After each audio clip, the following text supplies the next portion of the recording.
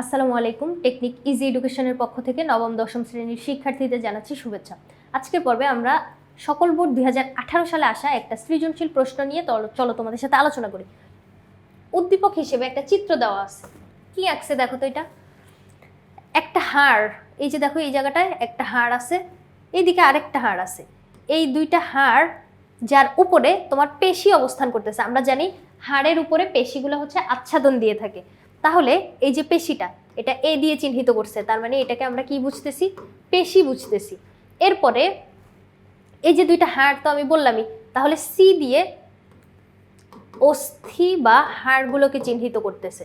তাহলে অস্থি আর পেশি মিলে একটা অস্থি সন্ধি এখানে আমরা দেখতে পাইতেছি, যেটা হচ্ছে এরকম মুভমেন্ট করতেছে। দেখো অস্থি কিন্তু মানে এই জায়গার হাড়টা এরকম কিন্তু মুভমেন্ট করতে পারতেছে। দেখো আমার এই হাতটা, আমি কিন্তু এটাকে নড়াচড়া করাইতে পারতেছি। এরকমই একটা অস্থি সন্ধি আঁকছে, যেখানে এ হচ্ছে পেশি আর সি হচ্ছে অস্থি। ক নাম্বারে জিজ্ঞেস করছে অস্থি সন্ধি কাকে বলে? অস্থি মানে তো হাড়, এটা তো আমরা জানি। সন্ধি মানে হচ্ছে সংযোগ বা মিলন। তাহলে দুইটা হাড় যেখানে সংযুক্ত থাকবে, দেখো এই যে একটা হাড়, এই যে এখানে আরেকটা হাড়, দুইটা অস্থির যে সংযোগ, এই সংযোগটাকে আমরা বলবো হচ্ছে অস্থি সন্ধি। এই জায়গাটা, এই যে সংযোগের জায়গাটা, এই জায়গাটাকে বলবো অস্থি সন্ধি, দুইটা হাড় যেখানে সংযুক্ত থাকতেছে। এরপরে কি বলছে? বয়স্ক মানুষের ক্যালসিয়াম সমৃদ্ধ খাদ্য গ্রহণ প্রয়োজন কেন? বয়স্ক মানুষের ক্ষেত্রে আমরা জানি যাদের 50 ঊর্ধ্ব মানে 50+ বয়স যাদের, তাদের ক্ষেত্রে হাড় হচ্ছে ড্যামেজ হয়ে যাইতে থাকে, মানে হাড়গুলো ভঙ্গুর হয়ে যাইতে থাকে, অনেক বেশি দুর্বল হয়ে যায়। সেক্ষেত্রে আমরা জানি আমাদের হাড়, দাঁত এগুলো গঠিত হয়ে হচ্ছে ক্যালসিয়াম দ্বারা। ক্যালসিয়ামের বিভিন্ন যৌগ জমা হয়ে আমাদের এই দাঁত হাড়গুলো গঠন করতেছে। তাহলে এই যে ক্যালসিয়াম সমৃদ্ধ খাবার যদি তুমি গ্রহণ করো, সেক্ষেত্রে তোমার দেহে যে ক্যালসিয়ামের ঘাটতিটা আছে ওইটা হচ্ছে এই খাবার থেকে পূরণ হয়ে যাবে। এই কথাটাই এখানে বলতে চাইছে যে ক্যালসিয়াম সমৃদ্ধ খাবার বয়স্ক মানুষদেরকে কেন দেওয়া প্রয়োজন, কারণ ওদের ক্যালসিয়ামের অভাব দেখা দেয়। ক্যালসিয়াম সমৃদ্ধ খাবার গ্রহণ করলে ওদের হচ্ছে এই সমস্যাগুলো হবে না। এই কথাগুলোই এখানে বলছে। চলো একটু পড়ি। অস্থির গঠন দৃঢ়তার জন্য ক্যালসিয়াম একটি গুরুত্বপূর্ণ উপাদান, কারণ ক্যালসিয়াম দিয়েই হচ্ছে আমাদের অস্থি গঠিত হয়। ক্যালসিয়ামের বিভিন্ন যৌগ, অন্যান্য ধাতুও কাজ করে, কিন্তু ক্যালসিয়াম হচ্ছে বেশি গুরুত্বপূর্ণ। এছাড়াও অস্থির বৃদ্ধির জন্য ভিটামিন আর ক্যালসিয়াম সমৃদ্ধ খাবার প্রয়োজন। ক্যালসিয়ামের অভাবে অস্থি ভঙ্গুর হয়ে যেতে পারে, আর বয়স্ক মানুষদের ক্ষেত্রে অস্থি যখন ভঙ্গুর হয়ে যায়, এই সমস্যাটাকে আমরা বলি হচ্ছে অস্টিওপোরোসিস। ক্যালসিয়ামের অভাবজনিত একটা সমস্যা, এটাকে বলবো অস্টিওপোরোসিস। এই অস্টিওপোরোসিস যখন হচ্ছে, তখন হাড় হচ্ছে অনেক বেশি দুর্বল হয়ে যায়, কিছুটা ভার বহন করতে গেলেই হচ্ছে হাড়ে ফাটল ধরে যায় বা ভেঙে যায়। বয়স বৃদ্ধির সাথে সাথে ক্যালসিয়ামের অভাবে অস্থির ঘনত্ব কমতে থাকে। অস্থি ঘন হবে কখন? যখন ক্যালসিয়াম জমা হবে। এখানে অস্থির ঘনত্ব কমে যাচ্ছে, তার মানে ক্যালসিয়াম অভাব হচ্ছে। তারপরে অস্থি ভঙ্গুর হইতে থাকবে, দেহে বিভিন্ন ধরনের রোগ হওয়ার আশঙ্কা বেড়ে যায়। এজন্য অস্থির গঠন ও দৃঢ়তার জন্য ক্যালসিয়াম জাতীয় খাবার প্রয়োজন। ক্যালসিয়াম গ্রহণ করলে তোমার ওই হাড়গুলা যে ক্ষয় হয়ে যাচ্ছে, তাহলে ওই রিপেয়ারটা হয়ে যাবে। তারপরে চলো গ নাম্বারে কি বলছে? এ চিহ্নিত অংশটির বৈশিষ্ট্যগুলো। এ কি? আমাদের পেশি, পেশি চিহ্নিতকরণ করা আছে। তার মানে আমাদেরকে পেশির বৈশিষ্ট্য লিখতে বলছে। পেশি কিন্তু তোমার 3 ধরনের হয়। এই 3 ধরনের পেশির বর্ণনাই হচ্ছে তুমি এই জায়গাটায় লিখতে পারো, কিন্তু উদ্দীপকের যতটুকু দেখাইছে ওইটা হচ্ছে আমাদের ঐচ্ছিক পেশি। পেশি এটাকে 3 ধরনের, কি কি?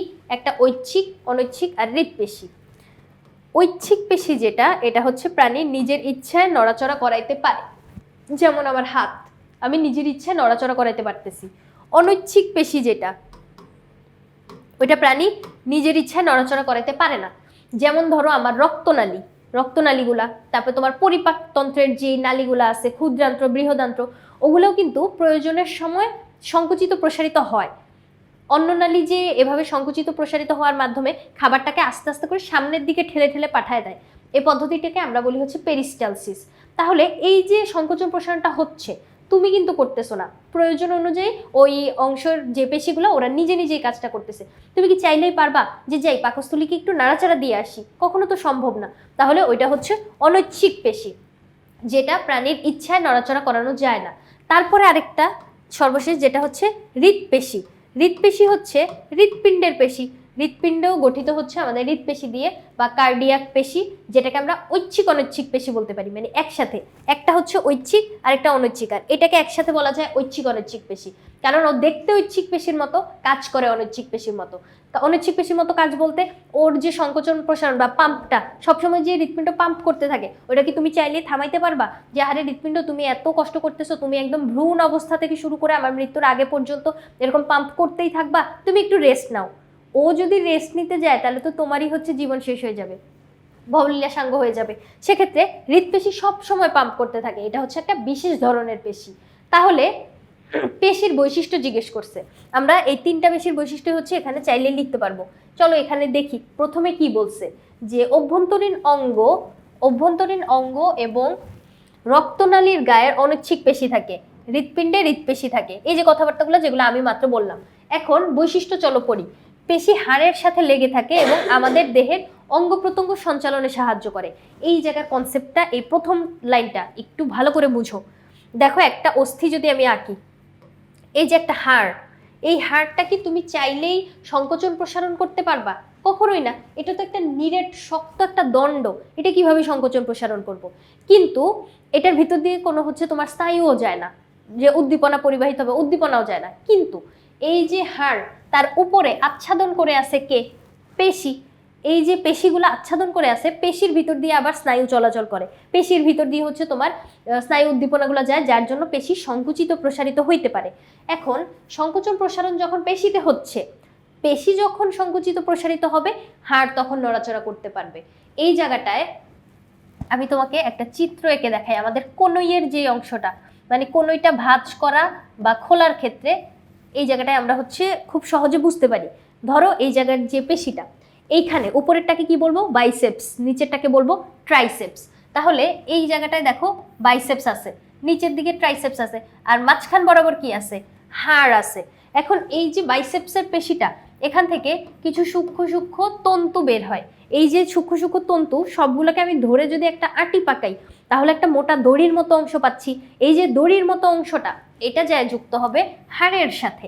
হাড়ের সাথে যখন যুক্ত হইলো, মনে করো এইখানের হাড়টার সাথে আমি একটা দড়ি লাগাইলাম, এখন টান দিলেই হচ্ছে আমি অস্থিটাকে উপরে নিচে উঠাইতে পারতেছি। দেখো এইখানের যে অস্থিটা আমাদের হাতের, এটাকে বলে হচ্ছে তোমার হিউমেরাস, আর এইখানে থাকে হচ্ছে আলনার রেডিয়াস। আলনার রেডিয়াস এখন দেখো কোনোই ভাঁজ করার মাধ্যমে কাছাকাছি চলে আসছে, আবার দূরে চলে গেছে। এই যে কাজটা কাছে আসতেছে, দূরে যাচ্ছে, অক্ষের কাছে আসতেছে, অক্ষ থেকে দূরে সরে যাচ্ছে, উপরে নিচে যেই দিকে তুমি মুভমেন্ট করতে চাও, এখন তুমি হাড়টাকে মুভ করতে পারতেছো। কেন পারতেছো? কারণ ওই যে পেশি এখানের সাথে এসে লাগতেছে, পেশিটা টেন্ডনের সাহায্যে অস্থির সাথে এসে যুক্ত হচ্ছে। এই কথাটাই এখানে বলছে, পেশি হাড়ের সাথে লেগে থেকে আমাদের দেহের অঙ্গ প্রত্যঙ্গ সঞ্চালনে সাহায্য করে। 1 নম্বর পয়েন্টটা বুঝলাম। পেশি আমাদের ইচ্ছে মতো সংকুচিত প্রসারিত হতে পারে। ইচ্ছে মতো সংকুচিত প্রসারিত কি জন্য হইতে পারে? কারণ হচ্ছে ওর ভিতর দিয়ে স্নায়ু চলাচল করতেছে, স্নায়ু উদ্দীপনা যাওয়ার মাধ্যমেই হচ্ছে তো যে কোনো পেশি আমরা নিজের ইচ্ছে সংকোচন প্রসারণ করতে পারি, মানে ঐচ্ছিক পেশিগুলা। তাহলে ওই যে স্নায়ু উদ্দীপনা যাচ্ছে আর ওখানে ঐচ্ছিক পেশি থাকার কারণে, তাহলে এটা হচ্ছে আমাদের পেশির একটা কাজ। পেশি কঙ্কালতন্ত্রের সাথে যৌথভাবে দেহের নির্দিষ্ট আকার গঠন করে।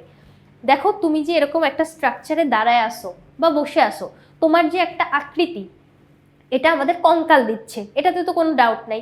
কিন্তু কঙ্কালের উপরেও একটা পেশির আবরণ আছে, মাংসপেশির আবরণ, তার উপরে আছে ত্বক।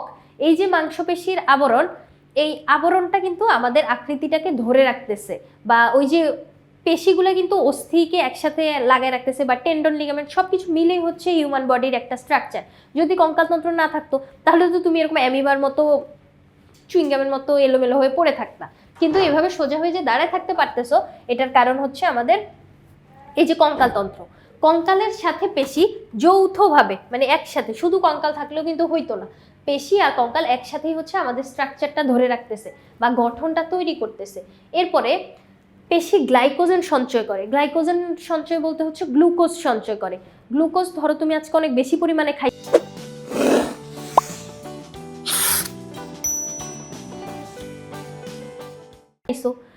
আজকে তোমার এতগুলা গ্লুকোজ বার্ন হইল না, অন্যদিন তোমার অনেক বেশি পরিশ্রম হচ্ছে, তোমার খাদ্যর পরিমাণ কম, তখন ওই খাবারটা হচ্ছে ভেঙে গিয়ে তোমাকে শক্তি সাপ্লাই করবে। তাহলে ওই পেশির যে টিস্যুগুলা, ওগুলা হচ্ছে আমাদের শক্তির উৎস, মানে হচ্ছে গ্লাইকোজেন জমা করে রাখতেছে, প্রয়োজনে শক্তির উৎস হিসেবে কাজ করতেছে।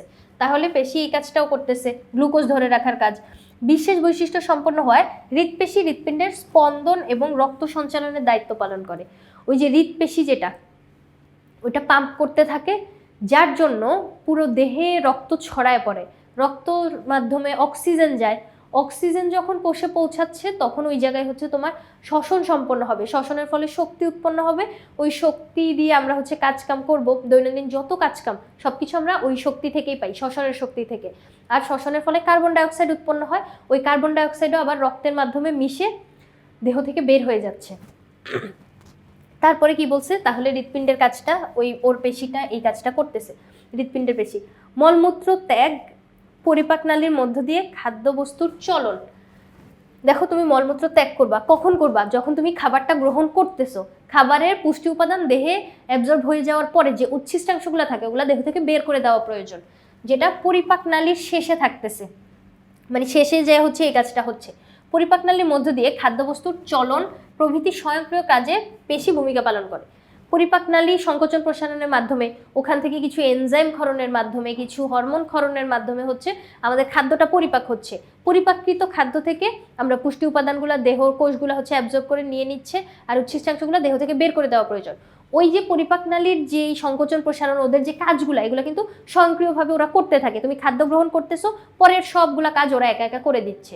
তাহলে এটাকেই আমরা বলতেছি হচ্ছে পেশি এই কাজগুলো করতেছে স্বয়ংক্রিয়ভাবে, পেশির ভূমিকা গুরুত্বপূর্ণ। তাহলে এই যে দেখো এই সবগুলা কাজ যে আমি বললাম, এই সবগুলা কাজ আমাদের বডির ভিতর হচ্ছে, কে করতেছে? পেশি কিন্তু এই কাজগুলো করতেছে। তাহলে আমাদেরকে জিজ্ঞেস করছে যে পেশির বৈশিষ্ট্য কি, ও যে এই কাজগুলো করতেছে, এই কাজগুলোই তো ওর বৈশিষ্ট্য, বা মানে কি ধরনের কাজ, কেমনে কি করে পেশি যে এইগুলা মানে সম্পন্ন করতেছে। তাহলে আমরা পেশির বৈশিষ্ট্য হিসেবে এই জিনিসপাতিগুলো বুঝতে পারলাম। এরপরে চলো দেখি আমাদের ঘ নাম্বারে কি বলছে। ঘ নম্বরে বলছে সি এর কার্যক্রমে এ ভূমিকা রাখে। সি আমাদের কি ছিল? হাড় ছিল, তাই না? অস্থি ছিল। তাহলে এই যে অস্থির কার্যক্রম কি? হাড় আমাদের দেহে কি কাজ করে? এটা হচ্ছে আমাদের কাঠামোটা ধরে রাখে, অথবা হচ্ছে তোমার সঞ্চালনে সাহায্য করে, অঙ্গ প্রত্যঙ্গ সঞ্চালন চলনে সাহায্য করে। তাহলে সি এর কার্যক্রম মানে হচ্ছে হাড়ের যে কার্যক্রম, অস্থির কার্যক্রমে, অস্থির কাজে পেশি কিভাবে ভূমিকা পালন করে? এ কি পেশি না? অস্থির কাজে পেশি কিভাবে ভূমিকা পালন করে এটা জানতে চাইছে।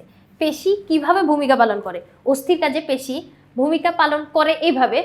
ধরো ওই যে একটু আগে আমি 1 নম্বর পয়েন্টটা, গ নাম্বারে 1 নম্বর পয়েন্টে যেটা বুঝাইলাম, এই যে দেখো একটা হাড়, তার উপরে হচ্ছে আমাদের পেশিটা আচ্ছাদন করে আছে, পেশির ভিতরে স্নায়ুতারণা প্রবাহিত হয়, যার জন্য পেশি সংকুচিত প্রসারিত হইতে পারে। পেশি যখন সংকুচিত প্রসারিত হবে তখন হচ্ছে হাড়টা নড়াচড়া করতে পারবে। তাহলে কনুইয়ের অস্থিটা দিয়েই হচ্ছে আমরা এই জায়গাটায় বর্ণনা করব, কারণ কনুইয়ের এই জায়গাটাই হচ্ছে আমাদের বইয়ের ভিতর বর্ণনা করা আছে, ওই জায়গাটা দিয়ে বুঝতে সুবিধা হয়। তাহলে এই যে তোমার হাতের যে অংশটা, এটা হচ্ছে হাতের যে মাসলটা, উপরেরটাকে আমরা কি বলতেছি? বাইসেপস বলতেছি, নিচেরটা হচ্ছে ট্রাইসেপস, মাঝখান বরাবর আছে হচ্ছে আমাদের এই যে হিউমেরাস, আর এইদিকে আরো আছে আলনার রেডিয়াস, দুইটা হাড় আছে। এখন বাইসেপস যখন সংকুচিত হচ্ছে, কোনোই যখন আমি ভাঁজ করতেছি, বাইসেপস তখন সংকুচিত হচ্ছে। সংকুচিত বাইসেপস এই যে এখানে যে দুইটা হাড় আছে আলনা রেডিয়াস, এই দুইটাকে বলবো হচ্ছে আলনা রেডিয়াস, ওদেরকে টেনে কাছে নিয়ে আসবে।